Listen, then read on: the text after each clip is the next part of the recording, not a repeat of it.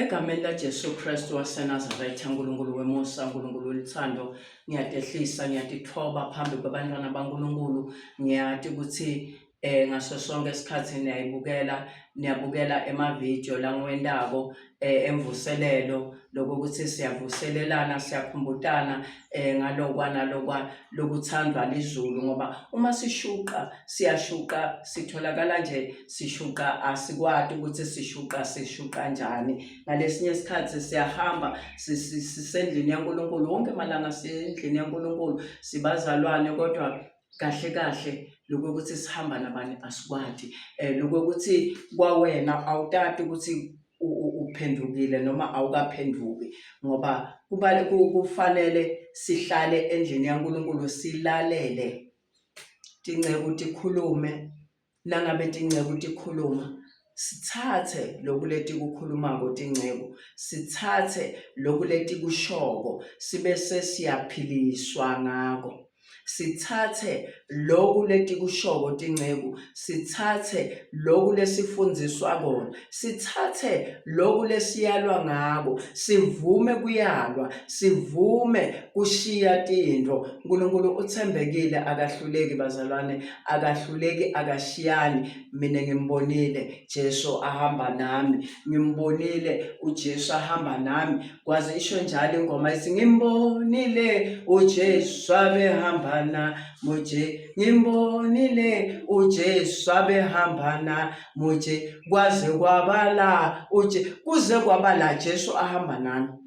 Ngithi misele kuhlale etinyaweni njengaMaria, isho njalo ingoma ithi njengaMaria lo wahlala etinyaweni taJesu. Kunento lebekayithola ngaphandle, kunento lebekayizuza, ene lebekangeke athi sekayizuzile ayithathelwe ngumuntu, noma athi sekayizuzile bese itholwa ngulomunye. Cha, ngeke kuze kwendeke lokho. Nangabe ngihleli etinyaweni taJesu, nangabe ngililalela livi endlini yaNkulunkulu, nangabe ngilalela tinceku natifundzisa, nangabe ngilalela kuyalwa, ngivume bese ngiyashiya, mina ngiba ngumntwana waNkulunkulu. Namhla sibantwana baNkulunkulu labafana nebantwana baka-Israyeli lebathi bakhishwa eGibhithe, bahamba indlela yonke, bayangonga, bayathetha. Nathi namhla sibantwana baka-Israyeli lesingonga, sithethe endleleni, tinto takhona atilungi, tinto takhona indzaba lenkulu ukuthi asikwati ukuthi uNkulunkulu ufunani kithi. Kufanele ukuthi nasifika endlini yaNkulunkulu, noma singayi endlini yaNkulunkulu, kodwa sidzinga kushiya tintfo letingasikahle, sihambe ngendlela lekahle. Ngifuna ukukhuluma ngalesitukulwane sanamhla saka-Israyeli lekungithi. Ma-Israyeli namhla ngithi lesithethe indlela yensinziso, lesihleli kuNkulunkulu, kuningi kungonga endleleni, siyangonga endleleni. Akasendeli lokhu uNkulunkulu, lokhu athina asikuboni, thina lokhu asikutholi. Vele le ndlela ibuhlungu, le ndlela nje yamahala. Kungako namhla tinceku tithole letingakasinziswa.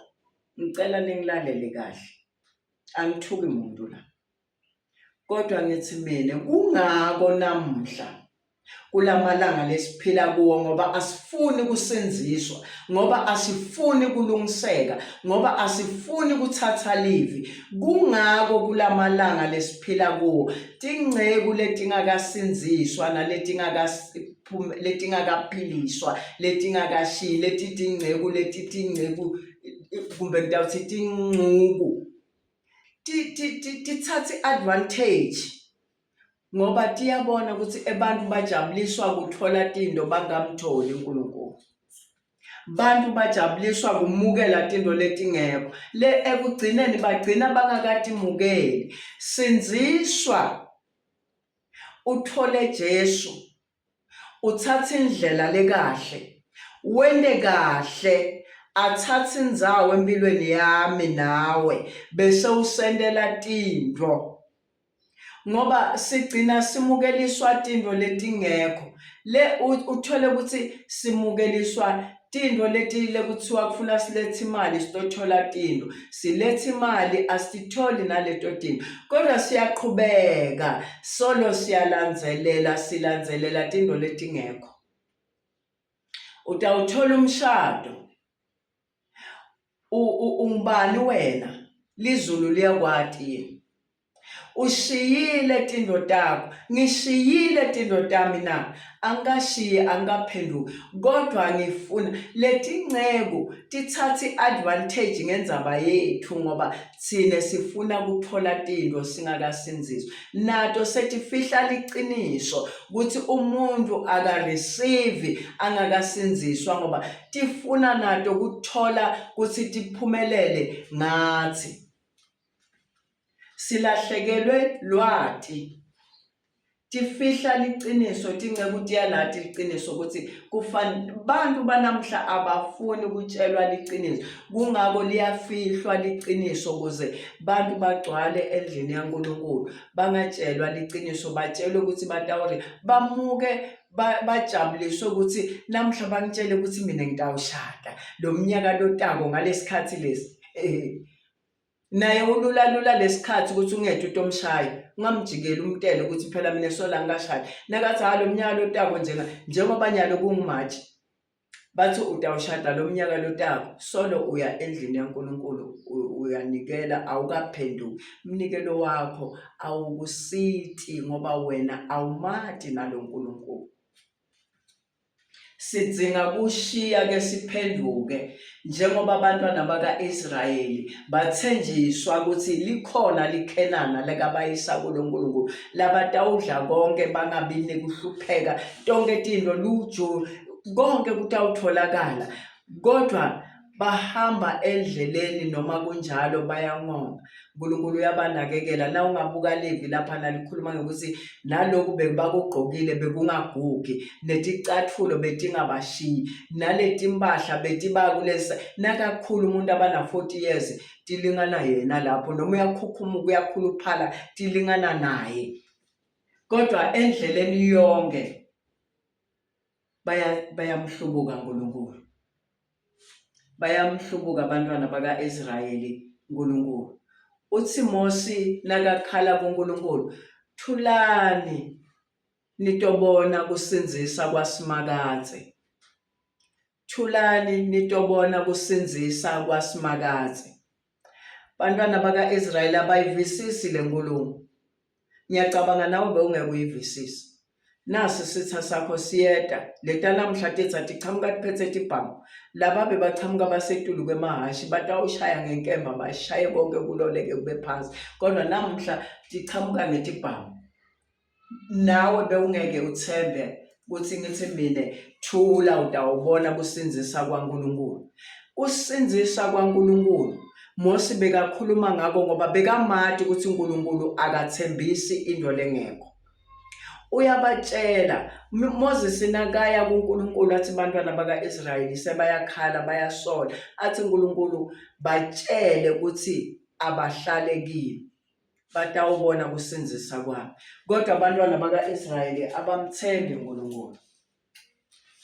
Ngifuna kufunza lamavi lawa latawuqinisa mina nawe namhla ukuthi noma abantwana baka-Israyeli bebangonga, mina nawe asiyekele kungonga. Asithathe Jesu sishiye tindo sihlale kuye, sibone kusinzisa kwakhe, sibone imisebenzi yakhe ukuthi ngeke ibe mkhulu yini etimpilweni tethu. Ngifuna kufunza nali livi. Ngiyathanza kakhulu ngoba ngiyacabanga ukuthi mina nawe sitawuthola umusa ngalo. Mina nawe sitawuthola umusa ngalo. Lana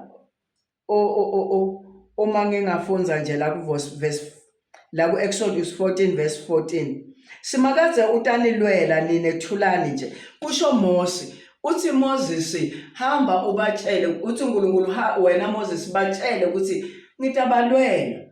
Moses uyabatshela ukuthi Simakadze utanilwela nine thulani nje.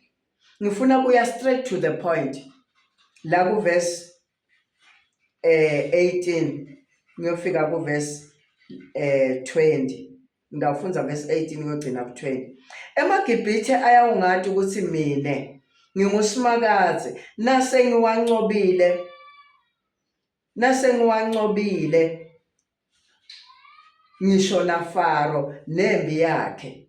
EmaGibhithe uNkulunkulu ukhulumela bantwana baka-Israyeli ukuthi lembi lebayisabako bona bayibonise emva kwabo ngeke ize ibende lutho ngoba uNkulunkulu utawanqoba EmaGibhithe.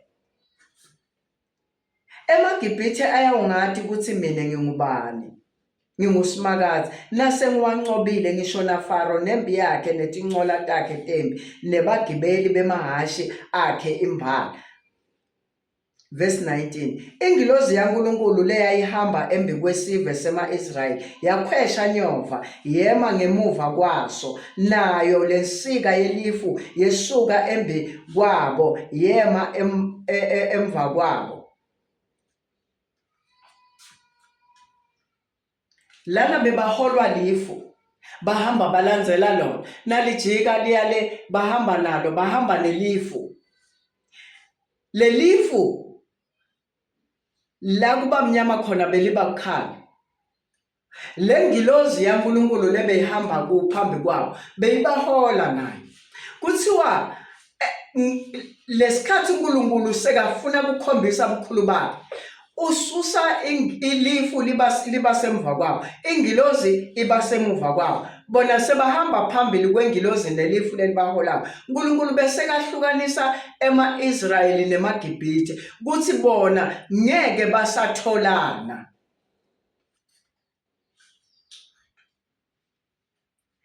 Verse 20, yaba semkhathini wesive semaGibhithe nesive sema-Israyeli, lelifu laba bumnyama esiveni saseGibhithe kodwa laba kukhanya esiveni sema-Israyeli. Ngabo bonke lobo busuku sive semaGibhithe nesive sema-Israyeli atizange tihlangane. Bayasaba, uthi Mose, thulani nibukele kusinzisa kwasimakazi. Thulani nibuke, nathi namuhla kufanele nakuvuka timo nakufika tinto sime sibukele kusinzisa kwasimakazi, sibe sithi lungisile, sibe sithi ngcwelisile. uNkulunkulu bekahamba abakwatelela abantwana baka-Israyeli endleleni bangonga bagcine benta netinto leti uNkulunkulu angatithandi. Bekabaqwayisa abathethisa ukuthi abatiyekele ngoba yini ukuthi awusuke emkhathini wabo. Bekathuma Mose, namuhla nayi incwadi siyayivala. Ema-Israyeli emaGibhithe bekabalandzele so bantwana baka-Israyeli. Lenkinga wena lonayo namuhla ila ikuhleli so, ila emva kwabo. Lenkinga leyo lekulandzelako ngeke ikufice. Uma siva lana ithi indzaba lifu lebe lihamba phambi kwabo lasuka labasemva kwabo, ingilozi nayo yabasemva kwabo. Lelifu laba bumnyama kubantwana baka-Israyeli bebahamba kodwa baseGibhithe. Laba bumnyama tu kwabantwana baseGibhithe, laba kukhanya kubantwana baka-Israyeli. Lendzaba leyo beyikhombisa ukuthi uNkulunkulu bekangafuni ukuthi bahlangane bathole ama-Israyeli, bekabalwela ngaleyo ndlela. Nawe imbi lobhekane nayo angeke ize ikuthole ngoba uNkulunkulu ubonile ukuthi ngeke usakhona, ukuvikele wena. uNkulunkulu ubonile ukuthi ngeke usaphumelela, ukuvike. Noma sitha sakho sihlome siyahlasela ukuthi enzambama sitakakho sitokuhlasela nebantu ababo, ngeke bakhone ukutokuhlasela wena. Themba ukuthi uNkulunkulu utakulwela. uNkulunkulu wethu usilwela timbi lethine singeke sikhone ukuthi lwela. Le timbi lesingeke nayi imbi yasemgwaqeni. Sathane uyalwa kuwa timoto kuba ngilokwa nalokwa, kodwa nasesibita imbi yelizulu angeke sathana khone kumelana nembi yelizulu. Kufuna kube thine sithi lungisisile, simelene naSathane ngeliqiniso, simelene nebucili baSathane, simelene netingilozi zaSathane ngemthandazo, sibe sithi lungisile, sithi ngcwelisile. Ayisebenzi njalo lento ukuthi nje ungumanikiniki solo awukalahli, solo uyahleba, solo uyasola, solo uyabulala, solo uyangwana, solo njalo wena ulinzele ukuthi uNkulunkulu utakwendela tini, shiya le tinto leti takuphazamisa ukuthi uNkulunkulu akulwele. Le mpilo uyibonako itakuhlula nangabe wena ungatilungisisi, ngoba uNkulunkulu akahlali la kunganakulunga khona. Ngisho ukuthi impi yabaseGibhithe ayizange ikhone unqoba ema-Israyeli ngoba uNkulunkulu wawanqobela. Bantwana baka, ithi le ndzaba ilifu lebelibahola lahlehla labasemuva kwabo, ingilozi nayo yayanyova yabasemuva kwabo, sebavikelekile. emaGibhithe abona ngathi sekade abathola tawukunqoba, kodwa akazange akhone kubanqoba ngoba uNkulunkulu wabasukumela, wabamela, wabalwela. Abazange ngalobo, ithi le ndzaba ngalobo busuku emaGibhithe nema-Israyeli akuzange kuhlangane, noma bebanela uvalo basaba, kodwa uNkulunkulu waqhubeka wabalwela. Mina nawe asime eqinisweni, siphenduke ngeliqiniso, singasuki lelinye ilanga sithi sesifuna kwenda lokhu, sifuna kwenda, sihlale kulo, singantshintshi, sihlale kulo uNkulunkulu. Noma ngayinkinga iyavuka, utangilwela, utakulwela. Haleluya. Ngiyabonga kakhulu. uNkulunkulu uthembekile, akekho lofana naye.